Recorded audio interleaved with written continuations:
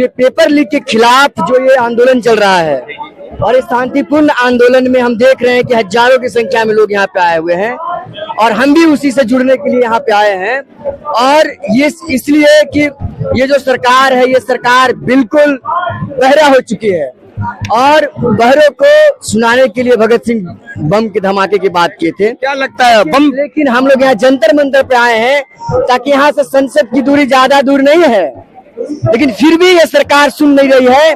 20 तारीख को जो संसद मार्च है उसमें बड़ी से ज्यादा संख्या में लोग जुटेंगे। और दूसरी बात कि एक बात जो हर समय कहा जाता है कि अगर सड़क सुनसान हो जाए तो संसद आवारा हो जाती है। हम सड़क को सुनसान नहीं होने देंगे और संसद को आवारा नहीं होने देंगे।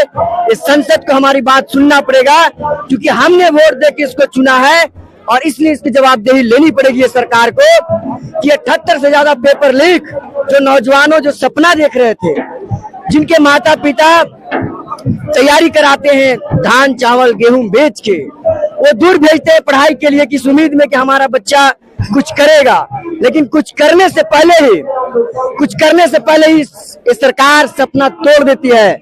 सपना जो जिनकी आंखों में बसा रहता है, जो सपना रहता है कि हम कुछ करेंगे, उस सपना से ही पहले सपना को तोड़ देती है सरकार। और इसीलिए कि धर्मेंद्र प्रधान की इस्तीफे और उसके साथ ही जो पेपर लीक हो रहा है, जो भ्रष्ट शिक्षा व्यवस्था है, जिसमें शिक्षा कुछ लोगों के लिए हो चुका है, पेपर लीक हो रहे हैं, इस पे रोक लगाने के लिए धर्मेंद्र प्रधान इस्तीफा दे। इसलिए मैं 1300 किलोमीटर से चलकर झारखंड में धर्मेंद्र प्रधान का इस्तीफा चाहिए आपको या फिर एजुकेशन सिस्टम में सुधार चाहिए? पहली बात कि एजुकेशन सिस्टम में सुधार ही चाहिए, लेकिन इसकी जवाबदेही किसकी है? इसकी जवाबदेही सरकार की है और सरकार में एक मंत्री है, शिक्षा मंत्री, उसकी सबसे बड़ी जवाबदेही है कि आपके रहते 78 से ज्यादा पेपर लीक हुए हैं, 2 दर्जन से ज्यादा लोगों की मौत हो गई है पिछले 1.5 महीने में, और उसके साथ लगातार आत्महत्याएं बढ़ रही है, लोग लोन लेके पढ़ रहे हैं। तो आपकी ये जवाबदेही है कि आप बेहतर शिक्षा करें, नहीं तो आप कुर्सी से उतर जाइए। आपकी हम लोगों ने बैठाया है और आप सही व्यवस्था नहीं देंगे तो आपकी जवाबदेही बिल्कुल नहीं है। आपने बैठाया है तो आप उतार क्यों नहीं सकते? उतारने के लिए तो आए हैं। लोकतंत्र का सबसे खूबसूरती है, लोकतंत्र में हम लोकतांत्रिक तरीके से सवाल करें सरकार को, और हम लोकतांत्रिक तरीके से ही सवाल कर रहे हैं। लेकिन ये बहरी सरकार हो चुकी है कि आप जरा समझिए, आज 20 दिन हो चुका है, 20 दिन जो इंसान बिना खाए सिर्फ पानी के भरोसे लोग हैं, जिनकी मसल शरीर पूरी कमजोर हो चुकी है, लोग चल नहीं पा रहे हैं, पूरी कमजोर हो चुकी है, तबियत खराब हो चुका है, बीपी और वेट जो है लगातार घट रहा है, 10 किलो से ज्यादा लोगों का वेट घट चुका है। तो आखिर ये सरकार क्या चाह रही है? लोगों की मौत, जो देश के साइंटिस्ट हैं, शिक्षाविद हैं, पर्यावरणविद हैं, सोनम वांगचुक, जो बैठे हुए हैं बस इसलिए कि आप जवाबदेही लीजिए, जवाबदेही लीजिए, जवाबदेही लीजिए। मतलब आपको क्या लगता है सरकार ने जीडी अग्रवाल की बात नहीं सुनी, तो क्या लगता है आपकी बात सुनेगी ये सरकार?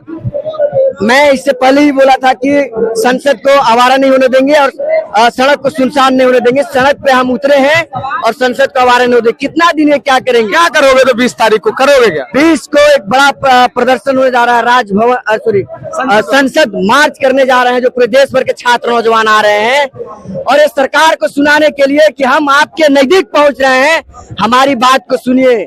नहीं सुनेंगे तो इससे और बड़ा आंदोलन होगा।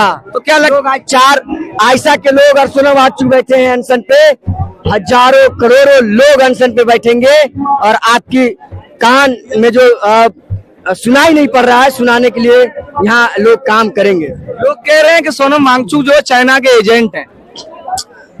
अभी तक बताइए, ये सरकार जो भी सवाल उठाया है, किसान हो, मजदूर हो, छात्र हो या नौजवान हो, जो लोगों ने सवाल उठाया है उसको किसी का एजेंट बता दिया जाता है, देशद्रोही कह दिया जाता है, आतंकवादी कह दिया जाता है। तो ये सरकार का ये पूरा ये सर्टिफिकेट देने का जो काम करते हैं कि लोकतांत्रिक तरीके से जो सवाल उठाते हैं, उसको अगर सवाल का जवाब नहीं दे पाते हैं तो आप देशद्रोही कह देते हैं, आप आतंकवादी कह देते हैं, आप लोगों को किसी दूसरे देश का एजेंट बता देते हैं। अगर किसी दूसरे देश का एजेंट है तो जंतर मंतर पे बैठा हुआ है दिल्ली में, आप जांच कराकर क्यों नहीं उठवा लेते?